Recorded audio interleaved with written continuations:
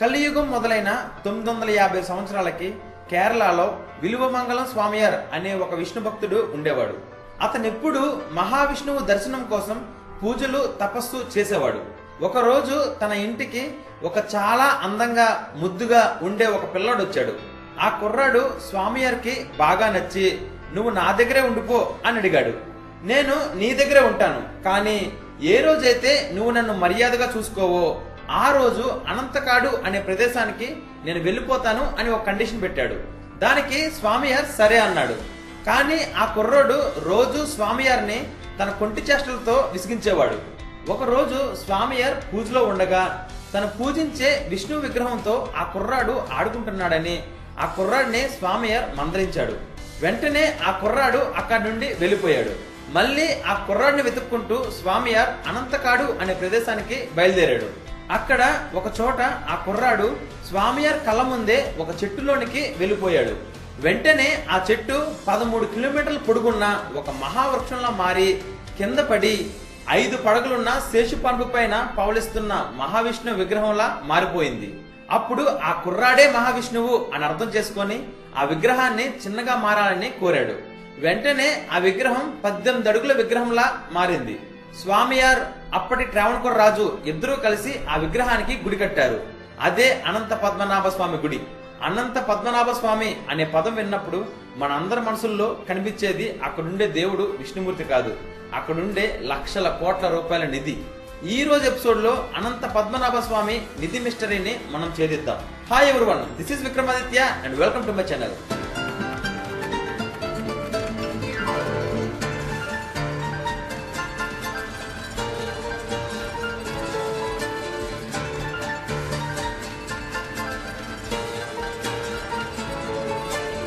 అనంత పద్మనాభ స్వామి గుడికి 2 ప్రత్యేకతలు ఉన్నాయి.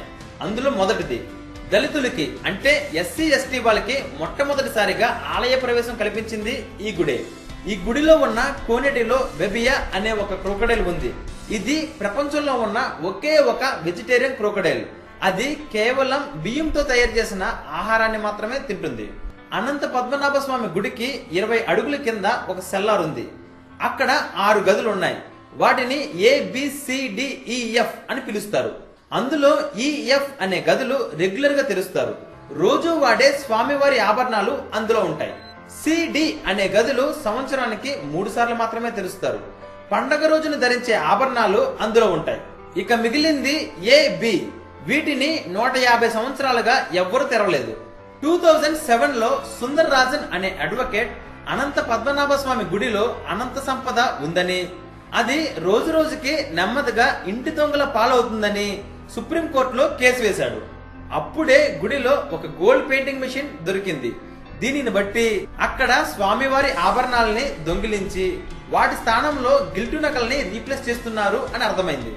సో ఇమీడియట్ గా గుడిలో ఉన్న అన్ని తలుపుల్ని తెరిచి అక్కడ ఆభరణాల లెక్క చెప్పాలని సుప్రీంకోర్టు తీర్పునిచ్చింది. దీనికోసం 6 లాయర్లు, RBI స్టాఫ్, జర్మన్ టెక్నాలజీతో వచ్చిన సైంటిస్ట్స్ వీళ్ళంతా కలిసి ఒక్కో తలుపుని ఓపెన్ చేసి కౌంట్ చేయడం స్టార్ట్ చేశారు. ఇలా CDEF అనే గదుల్ని కౌంట్ చేసిన తర్వాత B తలుపు దగ్గరికి వచ్చారు. అది ఒక ఐరన్ డోర్. దానిపైన 2 పాముల డిజైన్ ఉంది. దానిని తెరవడానికి ఎంత ట్రై చేసినా అది తెరుచుకోలేదు. దాని సంగతి తర్వాత చూద్దామని డోర్ A తెరవడానికి ట్రై చేశారు. కంటిన్యూస్ గా 7 అవర్స్ పాటు మనకున్న మోడర్న్ టెక్నాలజీతో ట్రై చేస్తే అప్పుడు తెరుచుకుంది. లోపలికి వెళ్లి చూస్తే అక్కడ దుమ్ము ధూళి తప్ప ఏమీ లేదు.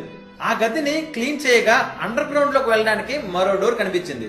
దానిని తెరిచి లోపలికి వెళ్తే ప్రపంచపు 8వ వింత ఎదురైంది.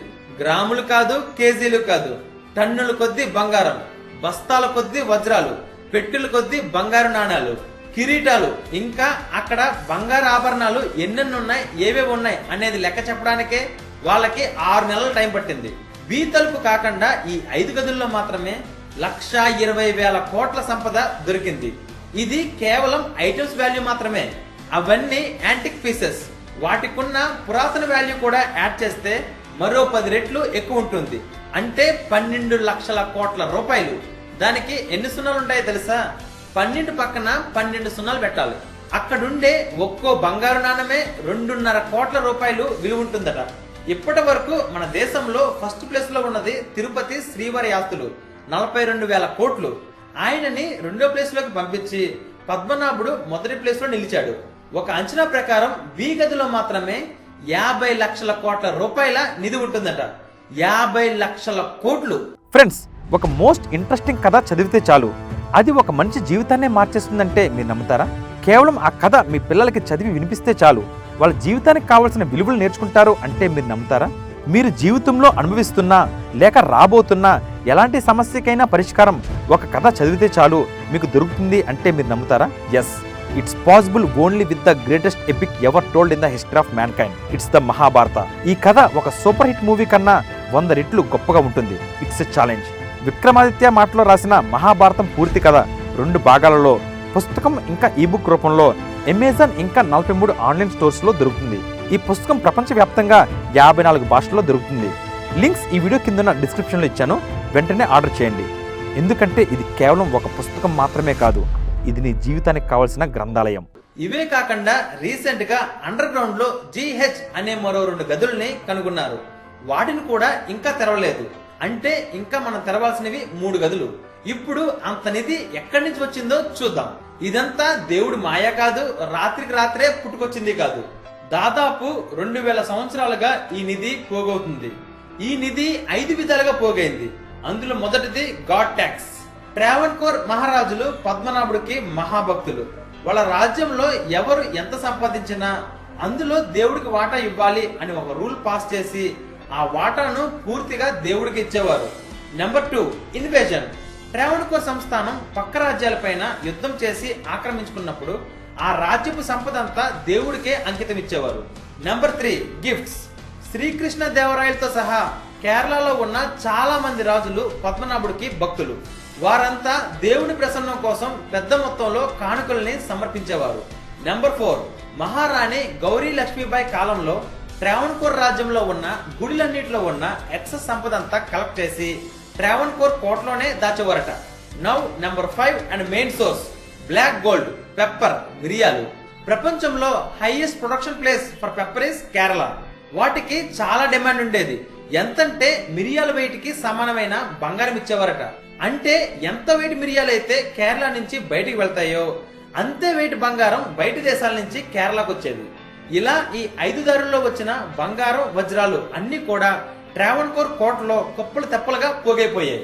మరి ఈ సంపద అంతా ఇంత సీక్రెట్ గా ఎందుకు దాచాల్సి వచ్చిందంటే, అనంతమైన సంపద ట్రావెన్కోర్ సంస్థానంలో ఉందని తెలుసుకున్న నెదర్లాండ్స్ అండ్ పోర్చుగీస్ దేశాల వాళ్ళు 1741లో ట్రావెన్కోర్ పైన అటాక్ చేశాయి.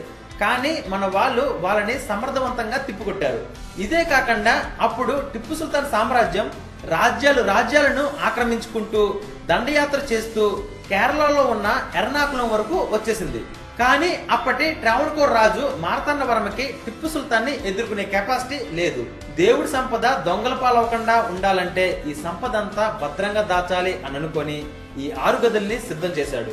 ఇంతలో 1799లో టిప్పు సుల్తాన్ చనిపోయాడు. ఇక మార్తాండవర్మ ఆనందానికి అవధులు లేవు. ఆ సంపద ఇక దేవుడికే చెందాలి అని అనుకున్నాడు. మన దేశంలోనే అత్యంత పవర్ఫుల్ తాంత్రికులు కేరళలోనే ఉన్నారు. వాళ్ళని పిలిపించి ఆ B నెంబర్ గదిని అష్టదిగ్బంధనం చేసి నాగబంధం వేసి క్లోజ్ చేశారు. తర్వాత 150 సంవత్సరాలు ఆ నిధి అక్కడ ఉన్నట్టు ఎవరికి తెలియదు. ఇప్పటికీ B నెంబర్ గదిలో ఏముందో ఎవరికి తెలియదు. కొన్ని తాళపత్రాల ఆధారంగా ఇప్పటి వరకు దొరికిన నిధి కంటే 5 రెట్లు ఎక్కువ నిధి ఆ B నెంబర్ గదిలో ఉందని అంటున్నారు. అంటే దాదాపు 50 లక్షల కోట్ల నిధి. కానీ ఆ తలుపు ఎందుకు తెరవట్లేదు తెలుసా? కీడించి మేలించమన్నారు. ఇప్పుడు మరో కోణంలో ఆలోచిస్తే ఒక భయంకరమైన అణుబాంబు లాంటిది గాని, ఒక బయో వెపన్ లాంటిది గాని, శివుడి కంఠంలో ఉన్న హాలహాలం లాంటిది గాని ఏమన్నా ఉంటే దానిని బయటికి తీస్తే అందరికి ప్రమాదం కాబట్టి హెచ్చరికగా నాగబంధం వేసి ఉండొచ్చు కదా.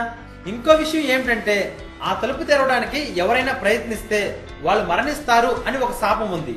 ఆ A నెంబర్ గదిని తెరిచిన వారం రోజులకే సుప్రీంకోర్టులో కేసు వేసిన సుందరరాజన్కి ఆరోగ్యం పాడయ్యి చనిపోయాడు. దీనితో ఆ నమ్మకం ఇంకా గట్టిగా బలపడింది. 100 సంవత్సరాల క్రితం కేరళ రాష్ట్రం సంక్షోభంలో ఉన్నప్పుడు ఆ తలుపు తెరవడానికి ప్రయత్నించారు. అప్పుడు కొన్ని నాగుపాములు వాళ్ళపైన దాడి చేశాయి. ప్రాణాలు కాపాడుకోవడానికి వాళ్ళు వెనక్కి తిరిగి వచ్చేశారు. అదే సమయంలో సముద్రం నుంచి చాలా వింత శబ్దాలు వినిపించాయట. నిజానికి గుడి నుండి సముద్రానికి 3.5 కిలోమీటర్ల దూరం ఉంటుంది. కానీ ఆ తలుపు దగ్గర నుంచుంటే సముద్రపు అలల శబ్దాలు, పాములు బుస్ అనే శబ్దాలు వినిపిస్తాయట. దీనిని బట్టే చాలా మంది ఆ తలుపు తెరిస్తే సునామీ వచ్చి ప్రపంచం అంతమైపోతుంది అని అంటున్నారు. ఆ 6 గదులలో బి నంబర్ గది మాత్రమే దేవుడి విగ్రహానికి దగ్గరగా ఉంటుంది. అందుకనే ఆ గదిలో దేవుడికి సంబంధించిన పరమ పవిత్రమైన వస్తువులు ఉంటాయని, ఏమో దేవుడే ఉండొచ్చేమో అని అక్కడ పనిచేసే పూజారులు చెప్తున్నారు. అందులో ఏముందో తెలుసుకోవాలంటే ముందుగా నాగబంధాన్ని ఛేదించాలి. చాలా మంది సాధువులు ఏమంటున్నారంటే నాగబంధం అనేది ఒక కోడ్ లాంగ్వేజ్ లాగా ఒక గరుడ మంత్రం ఉంటుంది. ఆ మంత్రాన్ని సేమ్ మనం ఉచ్చరించగలిగితే ఆ తలుపు దానంతట అదే తెరుచుకుంటుందట. కానీ అంతటి ప్రావీణ్యం ఉన్న నాగబంధాన్ని ఛేదించగల సిద్ధ పురుషులు ఈ కాలంలో లేరంటున్నారు. ఈ గుడి చరిత్రకు సంబంధించి కొన్ని వేల తాళపత్ర గ్రంథాలు ఉన్నాయి. కానీ దేనిలో కూడా ఈ తలుపు తెరిస్తే ప్రపంచం అంతమైపోతుంది అని లేదు. కేవలం ఆ నిధి జోలికి ఎవరూ రాకూడదు అనే ఉద్దేశంతోనే భయపెట్టడానికి ఈ రూమర్స్ ని క్రియేట్ చేశారు. ఇక్కడ లక్షల కోట్ల నిధి ఉంది, దీని జోలికి ఎవరు రావద్దు అంటే ఊరుకుంటారా? అదే దీనిని తెరిస్తే నీతో పాటు ఈ ప్రపంచంలో అందరూ చేస్తారు అని అంటే దాని జోలికి ఎవరు రాడు. అదే ప్రిన్సిపల్ ని మార్తాండ వర్మ యూజ్ చేశాడు. ఆ గదిలో నిదే ఉంటుంది తప్ప సునామీ ఉండదు. మన వాళ్ళు ఒక చోట 1 లక్ష రూపాయలు దొరుకుతాయి అని అంటేనే దానిని దక్కించుకోకుండా వదలరు. అలాంటిది లక్షల కోట్ల రూపాయల నిధిని వదిలేస్తారా? ఏదో ఒక కొత్త టెక్నాలజీ యూజ్ చేసి దానిని ఖచ్చితంగా తెరుస్తారు. అప్పుడు కౌంట్ చేస్తే తెలుస్తుంది అందులో ఎంత ఉందని. నా ఉద్దేశం ఏంటంటే BGH అనే గదులు తెరుస్తారో తెరవరో రెండో విషయం. ప్రస్తుతం ఉన్న నిధిని కరెన్సీలోకి కన్వర్ట్ చేసి మన దేశాన్ని డెవలప్ చేయడానికి యూజ్ చేస్తే బాగుంటుందని. కానీ మన వాళ్ళు కనిపించే ఎదుటి మనిషి ఆకలి కన్నా కనిపించని దేవుడికే నైవేద్యం పెడతారు. ఆ నిధిని కరెన్సీగా కన్వర్ట్ చేయడానికి ఖచ్చితంగా ఒప్పుకోరు. ఆడపిల్లకి వయసైపోతున్నా కట్నం ఇవ్వలేక పెళ్లి చేయలేని తల్లిదండ్రులు, టాలెంట్ ఉన్నా చదువుకునే స్తోమత లేని విద్యార్థులు, రోజుకి 3 పూట్లు ఉన్నా 1 పూటే కడుపు నింపుకునే పేదవాళ్ళు, తల్లిదండ్రులు ఎవరో తెలియక ట్రాఫిక్ సిగ్నల్స్ దగ్గర అడుక్కునే అనాథ పిల్లలు మన దేశంలో కోట్లలో ఉన్నారు. వాళ్ళ కష్టం కన్నా దేవుడి ఆస్తి అనే పేరు గొప్పది కాదు అని నా ఒపీనియన్. ఫ్రెండ్స్, నెక్స్ట్ ఎపిసోడ్లో కంటెంట్ వేరే లెవెల్లో ఉంటుంది. Don't miss it. నేను రాసిన మహాభారత పుస్తకాన్ని ఇప్పుడే ఆర్డర్ చేయండి. లింక్స్ ఈ వీడియో కింద ఉన్న డిస్క్రిప్షన్లో ఇచ్చాను. అలాగే ఇప్పటి వరకు నా ఛానల్ని మీరు సబ్స్క్రైబ్ చేసుకుని ఉండకపోతే వెంటనే సబ్స్క్రైబ్ చేసుకోండి. Till then take care. Bye.